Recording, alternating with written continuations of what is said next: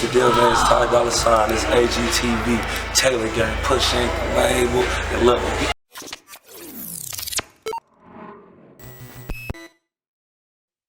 NYPD Chief of Detectives Rodney Harrison and Acting U.S. Attorney for the Eastern District of New York, Seth Ducharme, are making a major announcement. They have new information in the cold case murder of DJ Jam Master Jay of the rap group Run DMC. The murder was in a Queens recording studio in 2002.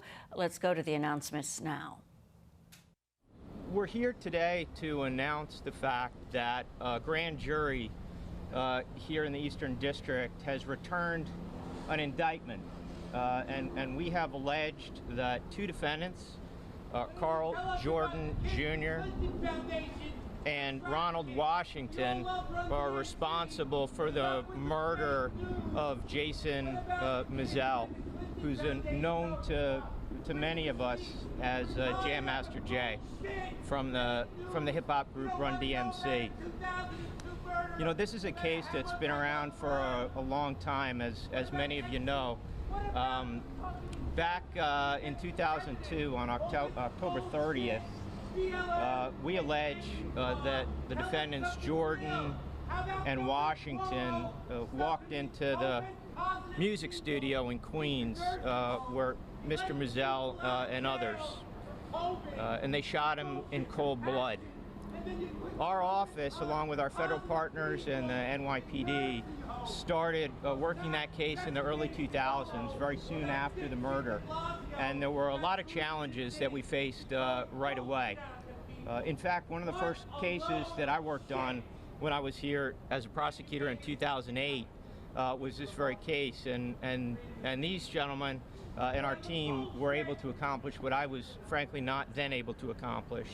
And it's really through their hard work and the work of the Queens Cold Case Detective Squad, the FBI, who was with us at the outset, and the ATF, who has joined us along the way, really never gave up on this case. It was important to us then, and it remains extremely important to us now to bring justice for the victim and his family and his friends and the community that cared so much about those events. I'm not going to talk in detail about the case or the investigation. We have public charges filed and a detention letter that will be before the court, and that will contain some more information. I think it's important that we recognize that this is just the first step in a process. That charges in an indictment, as you know, are allegations. That every defendant has a right to hold the government to its burden of proving guilt beyond a reasonable doubt in a courtroom, and that's what we intend to do with respect to these defendants. I also think it's important in this time for us to recognize that there are certain crimes for which the passage of time affords no safe harbor, and murder is one of them. We've charged this case with respect to Mr. Jordan as a drug-related homicide and the use of a firearm in connection with that offense, and the same charges apply to Mr. Washington. Also, with respect to Mr. Jordan, we've charged a conspiracy, narcotics distribution count, and 7 substantive distribution counts. But primarily, this is a case about a murder that for nearly 2 decades had gone unanswered. And so today we begin to answer that question of who killed Jason Mizell and why, and we're confident that we can prove those charges beyond a reasonable doubt. So with that, I'm going to turn the podium over to Chief of Detectives Harrison. I'm sorry, I did detect there was some background noise there at the outset. I don't know, was everybody able to hear my earlier remarks? Sure, I can repeat those. I'm happy to do that. So, a grand jury returned an indictment here in the Eastern District of New York, charging 2 defendants, Carl Jordan Jr.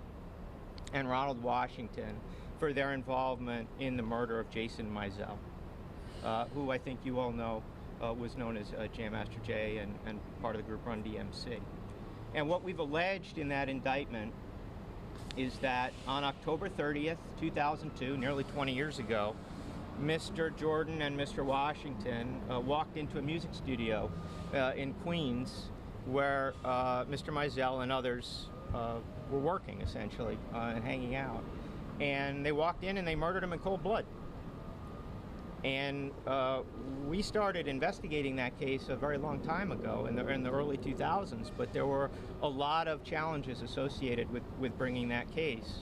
And you know, it's really thanks to the hard work of the Queens Cold Case Squad and the FBI at times and the ATF and these prosecutors that, you know, we collectively in law enforcement, you know, never gave up on the case and are very pleased that we were able to finally bring those charges. And I think I reminded folks, if you couldn't hear me, that this is really just a first step. It is way too soon for self-congratulations here, but because the victim's family has waited so long for some answer, some justice for Mr. Mizell, we felt it was worthy of addressing you and informing the public, and just more broadly that, you know, for the crime of murder, the passage of time offers you no escape. The office has a long, proud tradition of doing cold case murders and working with our local partners and federal partners, and we don't give up on these cases. And these prosecutors and their investigators really did a fantastic job. We couldn't do it in 2002, couldn't do it in 2005, we didn't do it in 2008, but today we begin the path to justice. So hopefully you could hear that. And now I'll turn it back over to Chief of Detectives Rodney Harrison, and then Assistant Special Agent in Charge Daryl McCormick will follow him. Thank you very much. Chief? So good afternoon, everybody. Thank you for being here today. This is another case of New York City detectives showing that they're the greatest detectives in the world. An incident that happened in 2002 being solved 18 years later. The relentless pursuit to bring this case to justice is absolutely incredible. And it's due to the partnerships that we have, with Eastern District prosecutors. I want to thank you for your work.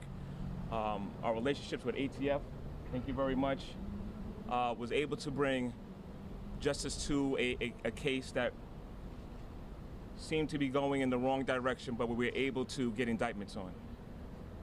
I have to take advantage of this opportunity to give a shout out to our cold case squad under Sergeant Dennis Klein, our Queens South homicide investigators, our detective investigators from the 103 squad, as well as the 105 squad, that really initiated a positive debriefing that resulted in revisiting this case. So a lot of work was done by a lot of different men and women involved. Me being a native of Queens and being a big fan of Run DMC and Jam Master Jay, making this arrest was very, very important to me. So once again, I want to thank everybody for coming out, but I also want to thank our partners in regards to solving this case. Thank you.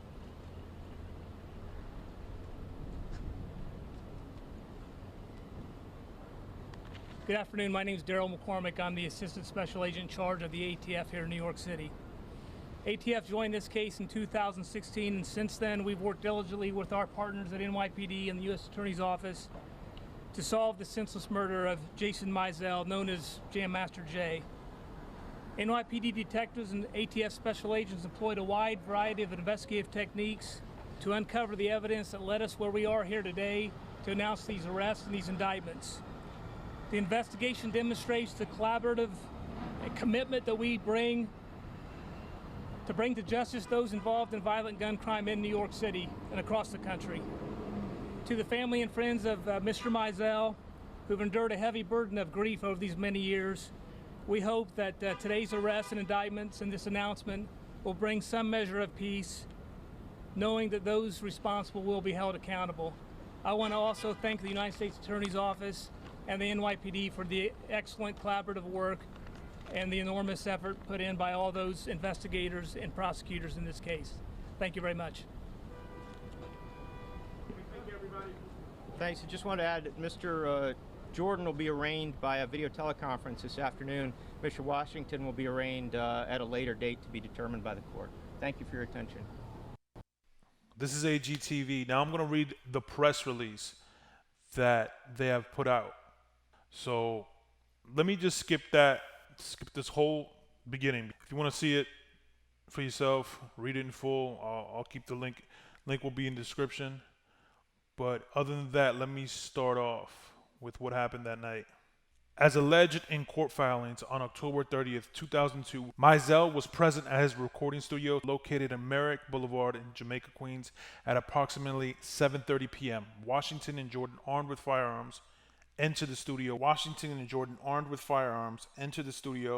Washington pointed his firearm at an individual located inside the studio and demanded that the person lie on the floor. Jordan approached Mizell, who's JMJ, pointed his firearm at him and fired 2 shots at close range, striking the victim once in the head, killing him.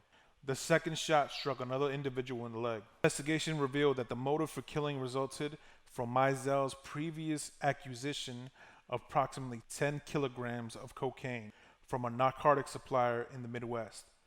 The cocaine was allegedly intended to be distributed in Maryland by Washington, Jordan, and other co-conspirators. Mizell had recently informed Washington that the defendant would not be involved in distributing the narcotics in Maryland, which precipitated the murder conspiracy. In addition to the murder, Jordan is also charged with 1 count of conspiracy to distribute cocaine and 7 counts of cocaine distribution. Each defendant faces a minimum of 20 years imprisonment and a maximum term of life imprisonment or the death penalty. Well, there it is. After about 20 years, 2 decades, they finally made an arrest in the killing of JMJ. Tell me how y'all feel about it in the comments. We'll definitely be covering this trial. There'll definitely be a trial.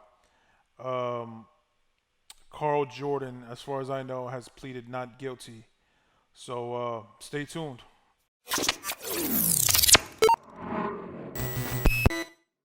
What's up? It's your #1 Coke Boy Chinks, and you're watching AGTV. Hey, what's up? This your boy Uncle Murder, aka Tell the Police to Suck a D. And right now I'm rocking with AGTV. You already know. Bang!